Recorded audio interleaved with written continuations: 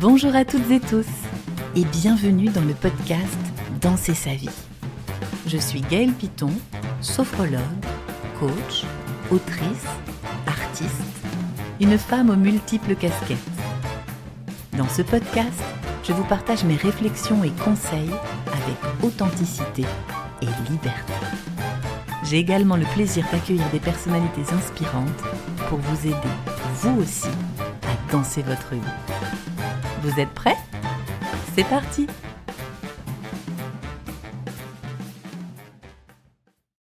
Bonjour à toutes et tous les danseurs de la vie, bienvenue dans ce nouvel épisode du podcast. Je me disais la dernière fois que bientôt ce podcast aura 1 an. C'est incroyable. Merci beaucoup de le suivre avec autant de fidélité. Les écoutes sont de plus en plus nombreuses et je me réjouis que vous trouviez des petits tips, des inspirations au gré de ces épisodes. Alors aujourd'hui, un sujet sensible qui me tient particulièrement à cœur et qui croise mon chemin de plusieurs façons en ce moment, et vous savez, je suis toujours attentive à comment les choses arrivent dans notre expérience. Il s'agit du libre arbitre dans ce secteur du développement personnel et en fait plus largement dans tous les espaces où l'on se dit chercher à aller mieux. Je suis amenée à ramener cette notion de libre arbitre, la rappeler dans beaucoup de contextes, que ce soit en atelier, que ce soit même quand j'ai rendez-vous avec des musées pour créer de nouvelles slow visites, avec le boom actuellement que connaît la médiation dite sensible et puis tout ce qui se développe et qui est plus ou moins aligné. Et je vous le dis en préambule, moi aussi j'ai été estomaquée, mais vraiment quand j'ai commencé à écrire mes premiers livres, par le nombre de personnes très très très connues, très mainstream, très visibles, et qui pourtant sont complètement à côté de ce qu'elles disent. C'est un sujet qui est sensible pour moi, parce que quand j'étais enfant, ma grand-mère, ma mamie Simone, m'a emmenée plusieurs fois à la messe, et j'étais très étonnée de voir le nombre de personnes qui priaient, étaient tous les dimanches à la messe et qui faisaient des tas d'atrocités chez eux. Et je me suis toujours dit que l'adéquation entre les actes, ce qu'on dit, l'alignement, la congruence était vraiment quelque chose de très important pour moi. Donc oui, il y a beaucoup de gens qui prêchent la liberté, la présence, mais qui en fait dans leurs actes sont dans le contrôle, dans l'emprise, dans la domination, et puis dans ce phénomène de gourou spirituel. Donc c'est vrai que ça a été un vrai choc, et c'est aussi pour ça que j'ai envie d'en parler aujourd'hui, pour éveiller les consciences un petit peu sur ce sujet. Dans le développement personnel, il y a des choses magnifiques, il y a vraiment des ouvertures, des prises de conscience, des vraies renaissances. Il y a des personnes qui œuvrent au quotidien pour transformer le monde, qui sont de vrais colibris et qui emmènent avec eux tout un tas de personnes, et ça c'est vraiment merveilleux. Mais il y a aussi quelque chose qui est assez fragile, c'est qu'on vient chercher de l'aide évidemment quand on n'est pas toujours dans sa pleine force. Et c'est là que l'emprise devient possible, parce que quand on est faible, parce qu'on est humain tout simplement, on peut ouvrir une porte intérieure, on fait confiance à ces personnes qui nous tendent la main et qui nous prennent la main presque aussi parfois. et c'est pour ça que parler du libre arbitre, c'est vraiment pas un détail, c'est une question de sécurité, c'est une question d'intégrité, c'est vraiment une question de santé mentale. On le voit avec le phénomène des sectes qui se propagent. Il y a beaucoup de séries en ce moment, Netflix notamment a consacré des séries, Arte également, à des phénomènes comme ça de gouroutisation et qui montrent à quel point l'emprise peut être facile. Alors, ce qui est fou, c'est que ce milieu nous dit écoute-toi, fais-toi confiance, reconnecte-toi à ton intuition, et puis en même temps, parfois, fais ce que je te dis, suis ma méthode, applique exactement ceci, crois en cela. Et moi, ça m'a profondément bousculée, et ça continue d'ailleurs à me bousculer, parfois à me mettre très en colère, parce que dans mon travail, comme je vous le disais, que ce soit en séance, en milieu scolaire, dans les musées, dans mes créations, j'ai vraiment toujours dû être précise, claire, transparente sur ce que je faisais. Et c'est important, sur ce que je pouvais offrir et aussi sur ce que je ne pouvais pas promettre. Et j'assène cette question qui est une question très importante pour les coachs, c'est qu'est-ce qui dépend de moi ? Ça remet en question aussi notre part de liberté, de responsabilité, et j'insiste aussi toujours en disant essayez Ne me croyez pas sur parole et voyez ce que ça donne pour vous. Même dans la méditation ou dans la sophrologie qui pourtant ont fait leurs preuves, je pense que c'est une des bases de sécurité que de pointer ce discernement, ce libre arbitre, ce doute aussi qui est tout à fait salvateur. Alors, évidemment, on ne va pas faire le tour de la question en un court épisode, mais j'avais envie de vous donner quelques petits repères quand même simples pour essayer de garder au mieux votre libre arbitre dans ce milieu parfois un peu flou, puisque les gourous n'existent que s'ils ont des adeptes, et les livres n'ont des succès que s'ils ont des lecteurs. Et ça, c'est important aussi de bien récupérer ce pouvoir personnel.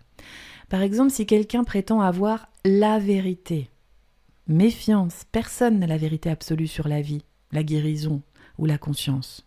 Personne. Si on vous fait sentir que vous avez besoin d'eux pour avancer, attention, danger. Évidemment, un accompagnement, c'est quelqu'un qui chemine à nos côtés et on en a besoin. Par moments, dans notre vie, on ne peut pas avancer tout seul, mais un bon accompagnement redonne de l'autonomie, pas de la dépendance. Et on peut le voir chez les thérapeutes aussi, ça. J'ai bon nombre de personnes qui sont venues, moi, qui ont, dans mes séances, qui ont suivi des années de thérapie où il y avait clairement une dépendance avec le praticien. Non. Si on vous dit par exemple qu'il faut croire avant de comprendre, attention, le vrai travail intérieur, ça n'a rien à voir avec une foi aveugle. La foi fait partie du travail, mais elle ne doit pas être la seule, la seule composante. C'est important de bien voir aussi, est-ce que ça dit quelque chose pour moi ? Est-ce que quand je pratique ça dans mon quotidien, c'est aidant ? Si votre questionnement, en revanche, dérange, alerte. On doit pouvoir poser des questions sans être culpabilisé. Vous avez le droit de poser des questions à vos thérapeutes, à vos coachs, à vos accompagnants. Si quelqu'un vous promet un résultat garanti, vraiment de manière 100%, bien sûr qu'il y a des accompagnements, il y a une promesse derrière chaque accompagnement et c'est normal, il y a un objectif. Mais vous promet de manière toute faite comme ça, que c'est garanti, quel que soit l'être humain et que ça marche toujours, tout le temps, pour n'importe qui. Attention, la vie est complexe et la psychologie aussi, il n'y a pas de recette magique et on n'a pas tous les mêmes choses qui vont fonctionner en fonction de qui l'on est. Donc, quelques pistes pour rester souverain, c'est ça que j'aime dire, la souveraineté. Même quand on cherche de l'aide, c'est toujours de faire un petit pas de côté, une expression favorite, même si la personne vous impressionne, même si elle semble brillante, même si elle vous touche, eh bien, toujours un petit pas de côté, comme si vous observiez de manière objective, comme si vous étiez une caméra, soyez curieux. Dans le bouddhisme, on dit observez votre maître, et c'est un des enseignements. Observez comment il se comporte. Pas seulement sur scène, aussi dans la vie, dans les relations, quand vous allez parler, quand vous signez un livre, comment est l'auteur ou l'autrice avec vous. Écoutez aussi votre corps, alors ça c'est effectivement délicat parce qu'on n'a pas toujours appris à l'écouter, mais parfois on sent que ça se contracte, ça met la pression, ça culpabilise, ça stresse, alors ça c'est pas bon signe effectivement. N'hésitez pas aussi à croiser vos sources, ne prenez jamais une parole comme une vérité unique, soyez curieux de fouiller, d'observer, puis d'avoir plusieurs canaux de compréhension, canaux d'information. Et souvenez-vous que en fait l'expert de votre vie, eh bien c'est vous. C'est pas un coach, c'est pas un gourou, c'est pas un influenceur, c'est vous.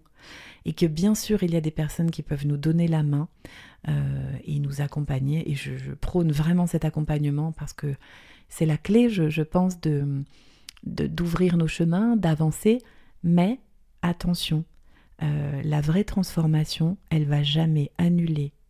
Ce qui est très important, c'est votre liberté. Au contraire, elle la renforce. Alors voilà, si je fais cet épisode, c'est vraiment pour vous inviter à garder votre esprit critique, votre sensibilité, votre intelligence propre. J'ai eu l'occasion vraiment de côtoyer de près des gourous spirituels et a priori pas forcément ceux qui ont cette étiquette qui est aussi évidente. Ça peut être dans la méditation, il y en a plein.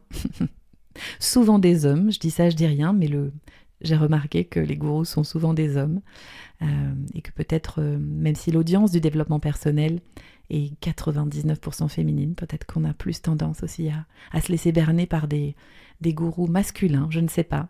Je vais essayer de creuser le sujet, de croiser mes sources et un jour d'en faire un épisode sans doute. C'est vraiment... Le développement personnel, c'est peut être un espace magique. Ça peut vous aider à déployer vos ailes, mais vraiment seulement si vous gardez votre libre arbitre. Alors protégez-vous, respectez-vous, écoutez aussi et aidez les gens qui sont autour de vous. Vous sentez qu'il y a peut-être de l'emprise. Et souvenez-vous vraiment, le pouvoir vous revient toujours. Donc merci beaucoup d'avoir écouté cet épisode. S'il vous plaît, n'hésitez pas à le partager. Et je pense qu'ensemble, on peut aussi aider à éveiller les consciences dans les sécurités, dans le respect et dans la congruence. Prenez soin de vous. Cet épisode vous a plu ? N'hésitez pas à partager autour de vous, à mettre des commentaires, des pouces, des étoiles. Cela aide énormément mon travail. Et si vous voulez en savoir plus sur toutes mes casquettes, rendez-vous sur mon site internet www.gaelpiton.com ou sur les réseaux sociaux Facebook, Instagram, LinkedIn. J'ai hâte de continuer ces partages avec vous. À très bientôt.